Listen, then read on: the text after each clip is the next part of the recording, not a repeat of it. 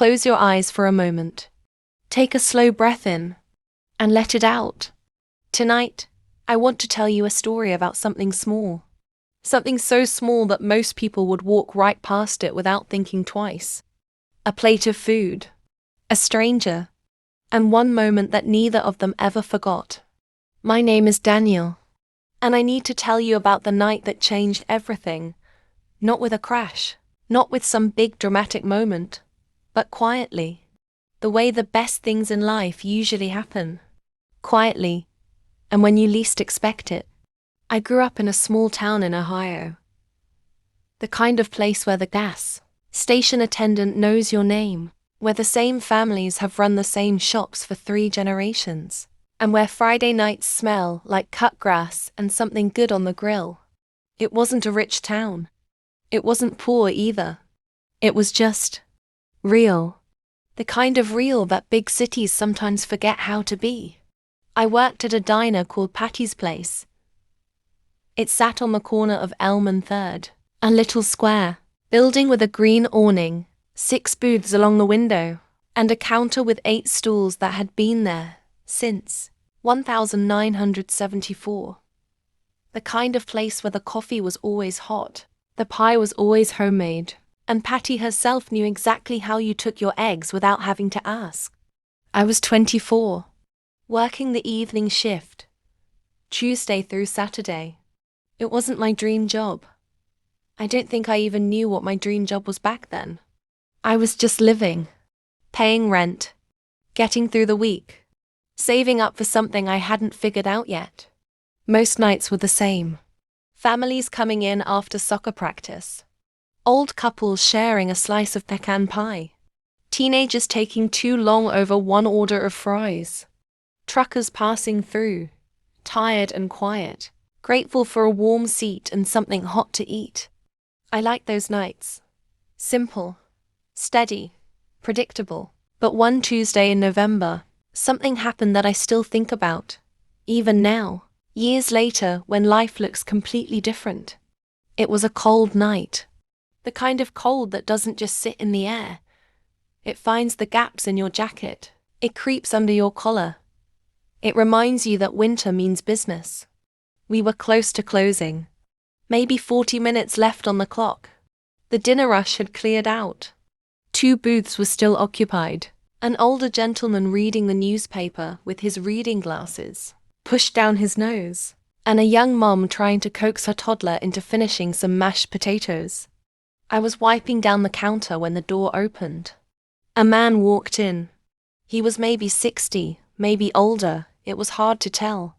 He wore a coat that had seen better decades. His shoes were worn thin at the soles.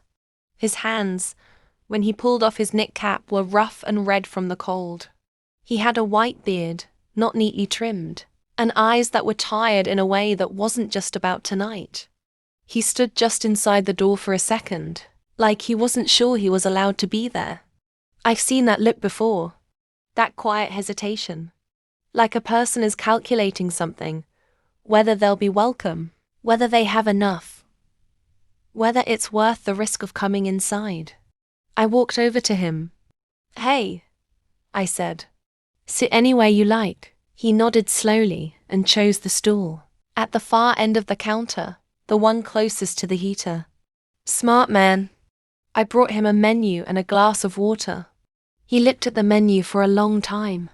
Not the way people look when they're deciding between 2 good things.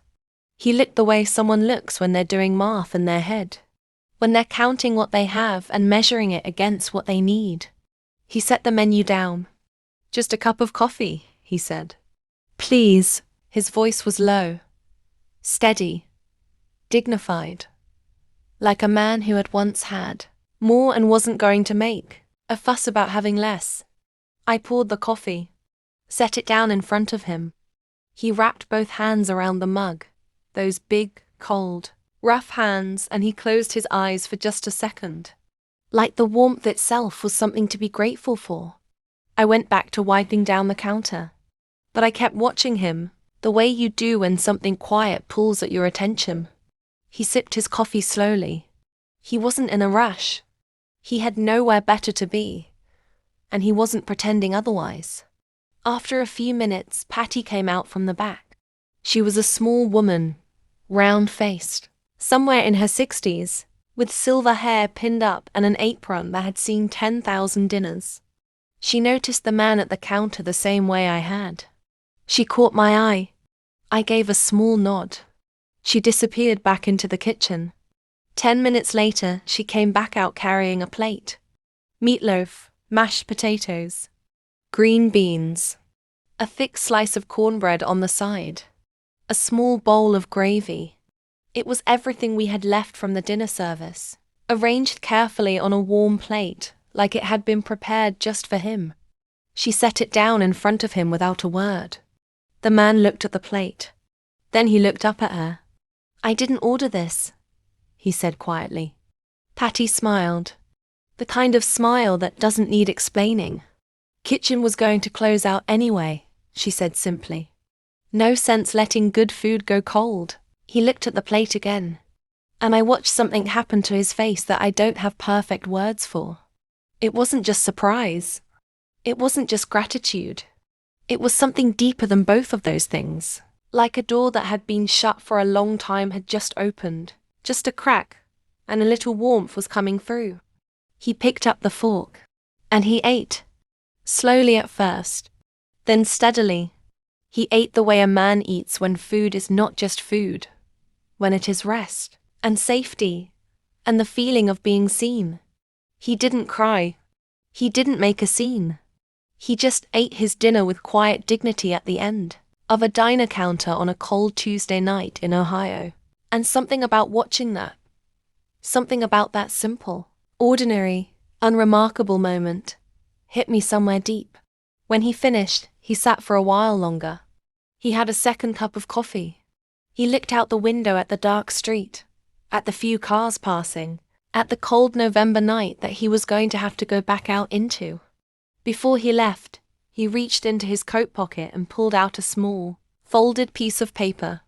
He held it out to me. "For Patty," he said. I took it. He put his cap back on, buttoned his coat, and walked to the door. At the threshold, he paused and turned back. "God bless this place," he said. And then he was gone. I unfolded the piece of paper. It wasn't money. It wasn't a phone number or an address. It was a drawing.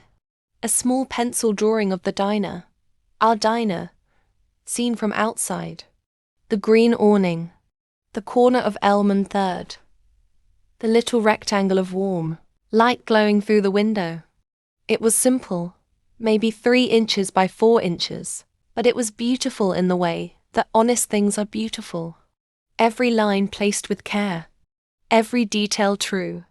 In the corner, in small neat letters, it said, "The warmest place I've ever been. Thank you." Patty framed it. It hung behind the counter for as long as that diner stood. I thought about that man many times over the years. I don't know his name. I don't know his story, not the full version anyway.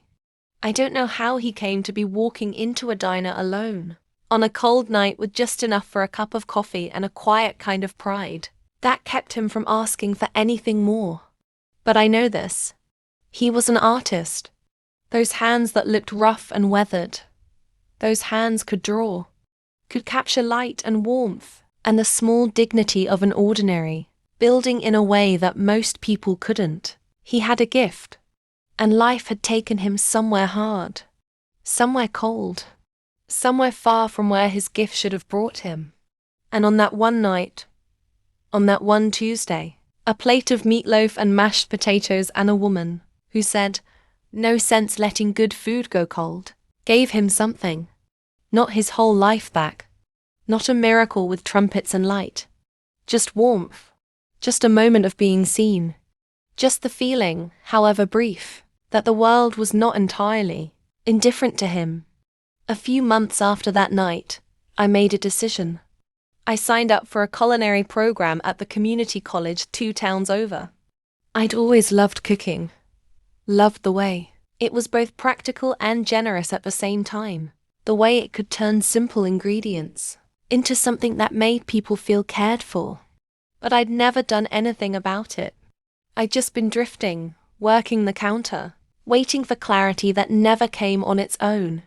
But watching that man eat, watching a plate of food do what no words could have done, something settled in me. I knew what I wanted to do. I wanted to feed people, not just bodies. I wanted to do what Patty did, to see someone standing at a door, uncertain and cold, and say, "Come in. Sit down, this is for you." I wanted to make places like Patty's place, and eventually, that's exactly what I did. 12 years later, I run a small restaurant in the same town. It's not fancy. We've got wooden tables and mismatched chairs and a chalkboard menu that changes with the season.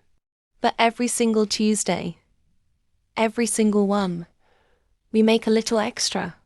And if anyone comes in alone and orders only a coffee and looks at the menu the way that man looked at the menu, doing that quiet mirth, we bring them a plate. No fuss, no charity speech, no awkward conversation about whether they can pay. Just, kitchen was going to close out anyway. No sense letting good food go cold. Patty's words, borrowed and passed on. That's how kindness works, I think. It doesn't die when the moment ends. It moves. So tonight, wherever you are, whatever kind of day you've had, I hope you know that kindness like that exists in the world. Not in grand gestures, not in speeches or ceremonies, in a warm plate set down in front of someone who needed it, in a mug wrapped by cold hands, in a little pencil drawing of a glowing window, in a woman who didn't make a fuss, just quietly did the right thing, because that's who she was. The world is full of people like Patty. You might be one of them. Let your body sink a little heavier now. Feel the weight of the day leaving you. Let your shoulders drop, your jaw unclench, your hands go soft. You don't have to carry anything tonight. Just rest. Dream of warm places and quiet kindness, and plates set down without condition. Dream of the kind of world that already exists, in small towns, in corner diners, in the hands of people who give without keeping score. It's real. It's out there. And it's enough. Good night.